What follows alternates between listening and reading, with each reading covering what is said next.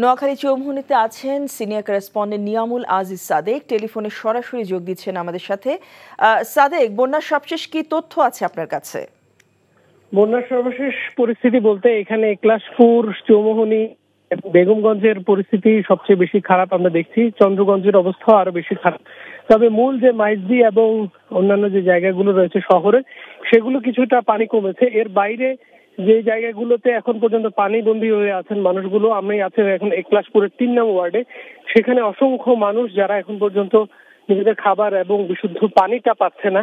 এই কারণে আমরা দেখেছি বিভিন্ন স্বেচ্ছাসেবী সংগঠন ত্রাণ নিয়ে যাচ্ছে, তবে সেটা প্রয়োজনের তুলনায় খুব কম এবং শহরের সাথে লাগোয়া যে জায়গাগুলো আছে সেগুলোতে বেশি ত্রাণ দেওয়া হচ্ছে। কিন্তু একটু দূরের যে গ্রামগুলো রয়েছে সেই জায়গাগুলোতে স্বেচ্ছাসেবীরা খুব বেশি আসছেন না। যেহেতু আপনিও বলছিলেন যে ফেনী এবং কুমিল্লার প্রতি যেহেতু স্বেচ্ছাসেবকদের বেশি পরিমাণ আগ্রহ এবং সেখানে সবচেয়ে বেশি ত্রাণ দেওয়া হচ্ছে, এই কারণে নোয়াখালী এবং লক্ষ্মীপুরে সেই তুলনায় ত্রাণ কিছু পৌঁছাচ্ছে না এবং এই কারণে এখানকার মানুষ অনেকে ত্রাণ চাইছেন এবং খাবার চাইছেন। একই সঙ্গে তারা চাইছেন এরপরে তাদের যে সংস্কার করা লাগবে, পানি কিছুটা কমছে, পানি যদি কমে যায় সেক্ষেত্রে তাদের যে সংস্কারের যে টাকাটি লাগবে, অর্থটি লাগবে, সেই বিষয়গুলোর দিকে দৃষ্টি দেওয়ার জন্য স্থানীয় প্রশাসন এবং আইন শৃঙ্খলা বাহিনী যারা যারা আছেন তাদের প্রতি তারা আহ্বান জানিয়েছেন।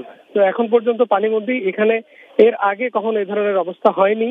এই আকস্মাত হঠাৎ করে এই ধরনের পানি ঢুকে পড়ে কারণে তারা কোনো ধরনের ব্যবস্থা নিতে পারেননি, পূর্ব কোনো ধরনের প্রস্তুতি ছিল না, এই কথাটি আমরা শুনছিলাম। এবং এই কারণে আশপাশের যে জায়গাগুলোতে মানুষ পানিবন্দী হয়ে আছেন তারা কিন্তু নিরাপদ আশ্রয়স্থলেও কিন্তু অনেকে যেতে পারেননি।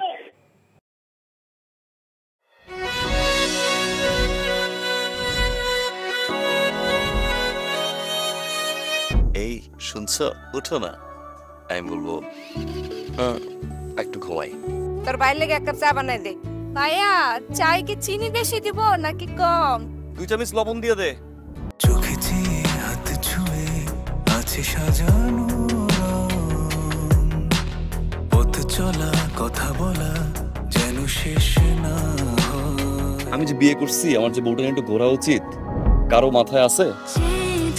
থাকি পথে আসলে তুমি বুঝি রাঙা রথে বিভোর হয়ে থাকি প্রতিটি ক্ষণ। ডাক্তারের কাছে যাবো স্যার। আমার একটু নিয়ে চলেন না।